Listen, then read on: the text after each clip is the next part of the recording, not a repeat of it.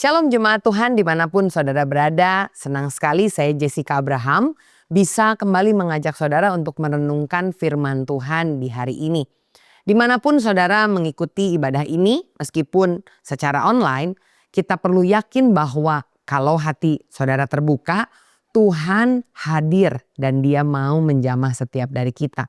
Karena Tuhan selalu rindu untuk bisa dekat dengan hati orang-orang yang mengasihinya.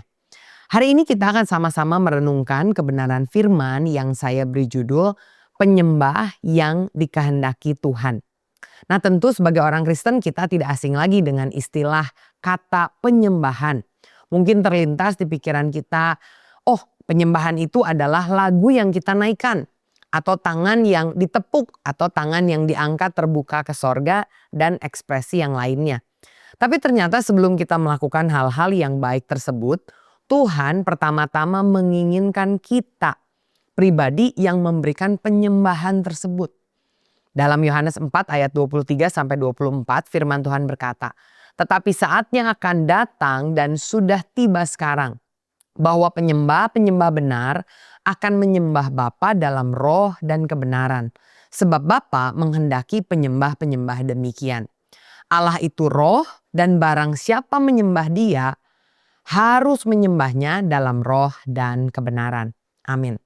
Saudara perhatikan kalimat ini, Bapa menghendaki penyembah-penyembah demikian. Artinya sekali lagi Tuhan tidak sekedar sedang mencari sesuatu yaitu penyembahannya. Tetapi Tuhan pertama-tama sedang mencari seseorang yaitu penyembah-penyembah yang berkenan di hatinya. Saya teringat ada sebuah percakapan yang dilakukan oleh seorang anak dengan ayahnya. Baru-baru ini memang bisnis ayahnya sedang meroket laris manis. Jadi dia bisa bawa anaknya beberapa liburan terakhir agak jauh ke tempat-tempat yang menyenangkan bahkan ke luar negeri.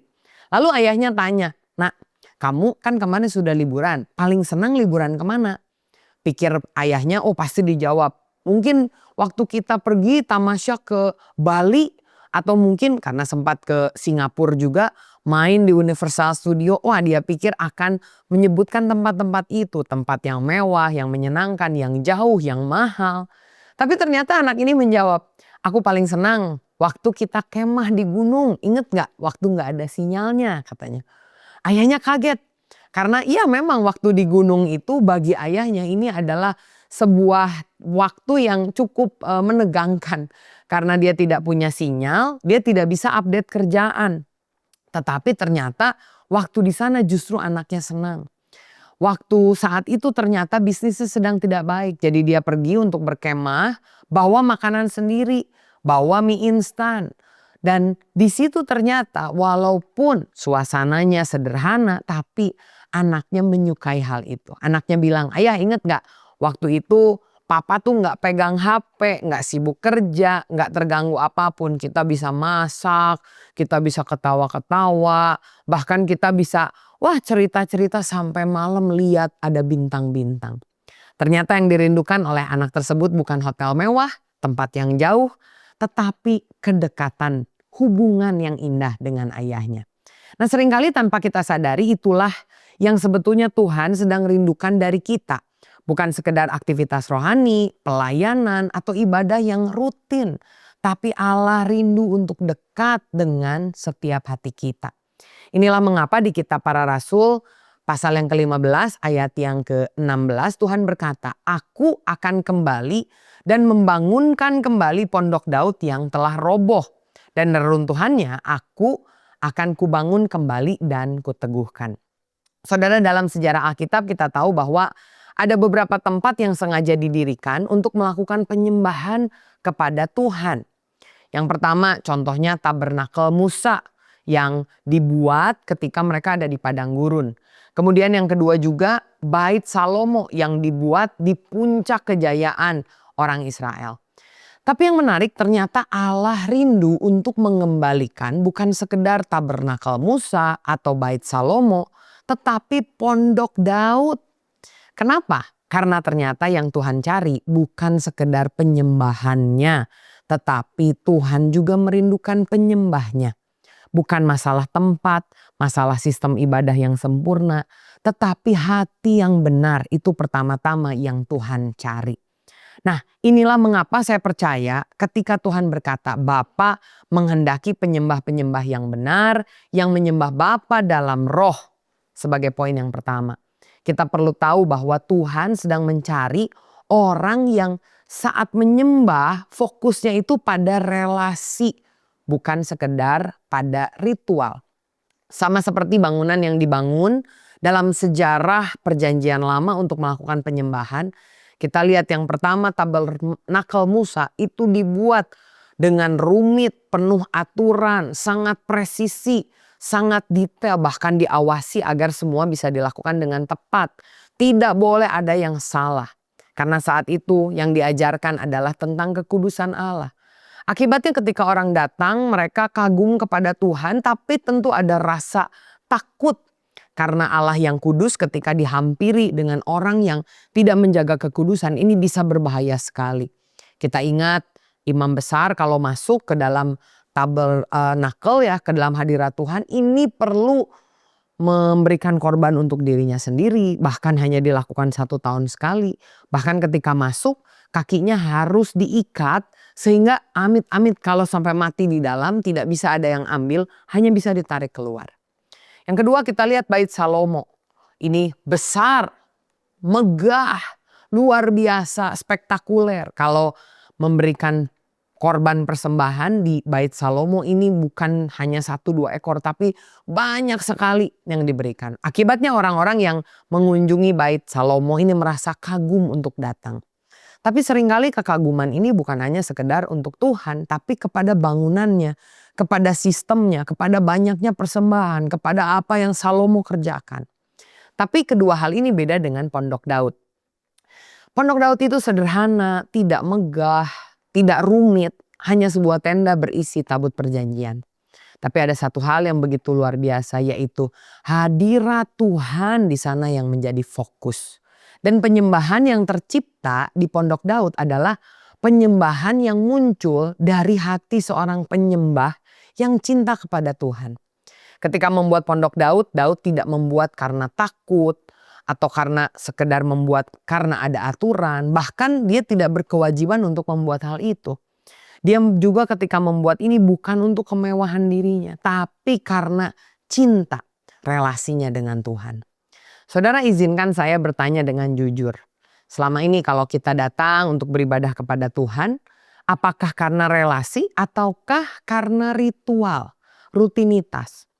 Apakah penyembahan kita seperti yang dilakukan di tabernakel Musa, hanya untuk memenuhi, kalau saya tidak lakukan nanti saya tidak dapat berkat. Atau bait Salomo, kalau saya lakukan saya dipuji orang. Wah, mungkin dipuji pendeta, dipandang oleh teman-teman. Ataukah saudara ketika menyembah Tuhan seperti Pondok Daud, tidak ada yang memperhatikan, tapi timbul dari hati. Ini adalah ciri penyembah yang menyembah dalam roh. Yang pertama, dia punya kerinduan, tidak dipaksa, bukan karena jadwal, tapi karena ingin. Jadi tidak hanya seminggu sekali, 1 hari bisa 5 kali, Daud bahkan sampai 7 kali saudara, karena dia rindu. Maukah kita juga rindu? Yang kedua, kalau lahir dari relasi selalu punya waktu khusus berdua dengan Tuhan. Saudara juga bangun hubungan dengan suami, dengan istri, dengan tunangan, dengan kekasih. Kan gak bisa rame-rame terus. Harus ada ngobrol berdua, makan berdua. Ya, artinya bukan hanya sekedar menghadiri acara berdua sebagai suami istri. Enggak. Di luar itu ada kegiatan aktivitas yang disengajakan karena hasil dari relasi.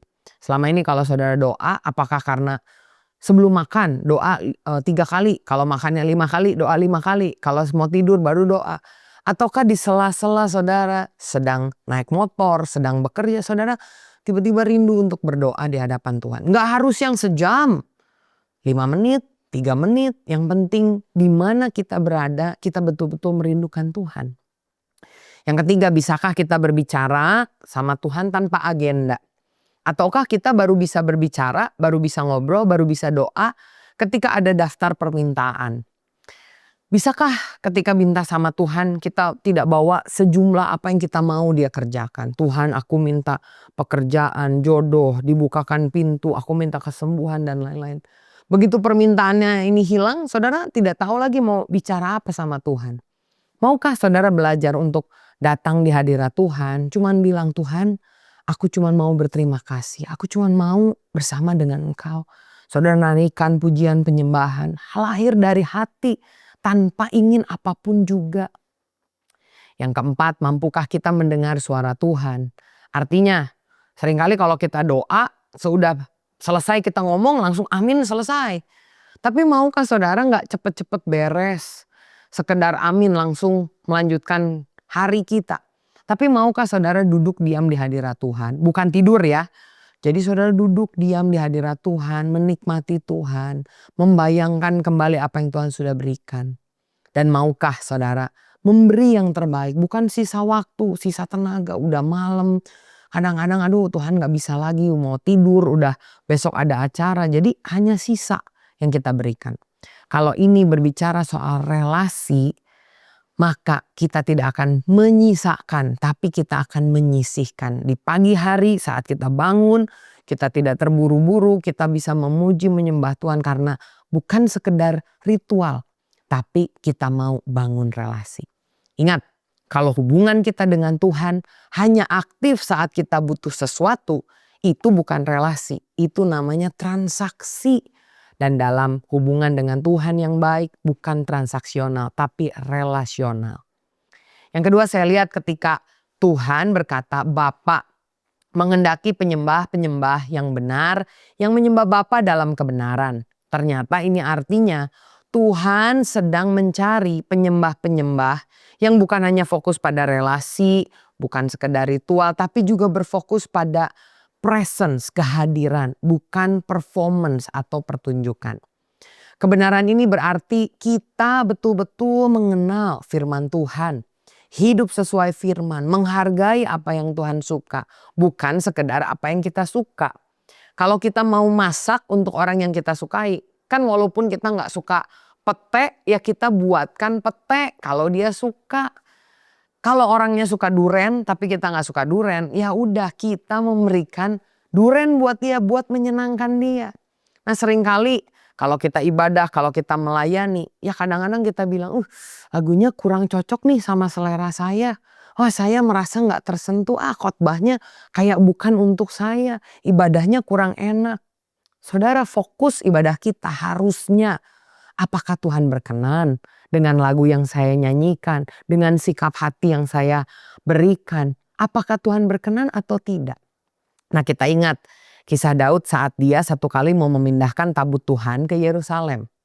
Dia punya niatan yang benar. Dia pikir karena istana kerajaan udah di Yerusalem, kenapa ini tabut perjanjian belum dikembalikan? Akhirnya dia bawa, motivasinya baik, niatnya benar.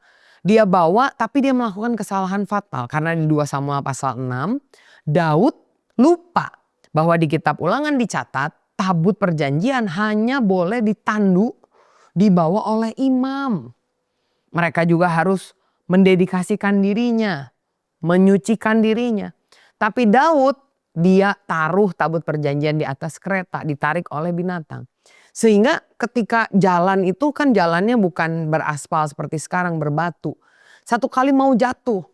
Di sana di 2 Samuel pasal yang ke-6 ada seorang pria namanya Uza. Dia menyentuh tabut perjanjian itu dengan pikiran biar tidak jatuh. Dia tahan tapi kekudusan Allah menyambar Uza sehingga dia meninggal di tempat. Saudara lihat niatnya baik, motivasinya baik agar tidak jatuh. Tapi saat caranya salah, ini berakibat fatal. Ini pelajaran yang kita perlu perhatikan. Hati-hati saudara. Bukan sekedar keinginan dan niat baik untuk kita melakukan satu buat Tuhan. Tetapi dia mau kita melakukannya dengan kebenaran. Mengutamakan kebenaran. Penyembah yang benar terlebih dahulu sehingga penyembahannya menjadi benar. Dan tentu kalau ada penyembah yang benar berarti ada penyembah yang salah. Ingat sekali lagi, relasi kita. Allah adalah Bapa. Kita mau berhubungan dengan dia. Tapi di sisi lain Allah juga kudus. Dia adalah Raja, dia Tuhan. Daud awalnya kaget Usa meninggal, hampir marah, tapi Daud sadar. Dia bilang, Tuhan, aku tahu aku salah. Dia baca ayat-ayat Taurat, lalu dia mengerti, oh tidak cukup punya hati yang niatan baik, motivasi benar, tapi caranya juga harus benar. Karena itu dia berubah, dia bertobat, dia lihat setelah 3 bulan tabut itu ditaruh di rumah Obed-Edom, Daud memindahkannya dengan cara yang tepat. Dia minta imam-imam mempersiapkan diri, imam-imam memandu tabut perjanjian ini, bahkan disertai dengan korban sembelihan kepada Tuhan. Sekali lagi penting untuk menyembah bukan hanya sekedar dalam roh, tapi juga dalam kebenaran. Artinya belajar untuk baca firman. Saya mau ajak setiap saudara yang ikut ibadah ini, setiap hari di channel ini yang sama, saudara boleh nyalakan lonceng jam 5.30 pagi. Ada doa pagi setiap hari. Hamba-hamba Tuhan bergiliran mengupas 1, 2, 3 ayat. Sehingga saudara tahu maknanya itu apa. Kemudian juga saudara bisa menghidupi firman Tuhan. Kalau saudara ada di kota Bandung, di Jakarta, ada di Tasikmalaya, Bekasi, di daerah Kedoya, saudara bisa untuk mencari satelit yang terdekat kepada gereja ini. Tapi kalau saudara sudah punya gereja masing-masing, biasa mengikuti ibadah online di gereja Bethel ini, ya kembali bertumbuh di gereja saudara masing-masing, ikut komunitas di sana, komsel di sana. Jadi anggaplah ini ibadah sebagai extra fooding. Tapi di tempatnya karakter saudara, ya kembali lagi di komunitas. Untuk jemaat dari GBI Bethel, mari kita masuk ke dalam Bikom yang ada, Bethel Community. Sehingga saudara dibentuk, digesek satu dengan yang lain sehingga jadi lebih tajam. Mau kita juga sama-sama rindu dikoreksi firman, satu dengan yang lain saling mengingatkan. Terlibat dalam doa. Di ibadah kita di GBI Bethel ini yang di Bandung ada doa secara online yang dilakukan. Saudara nanti saya taruh di kolom deskripsi sini ada berapa jam, lalu bisa join di Zoom yang mana. Silahkan saudara ikut dan terlibat. Sekali lagi, penyembahan ini bukan soal sekedar kita merasa nyaman atau tidak. Mari kita pikirkan apa yang Tuhan suka.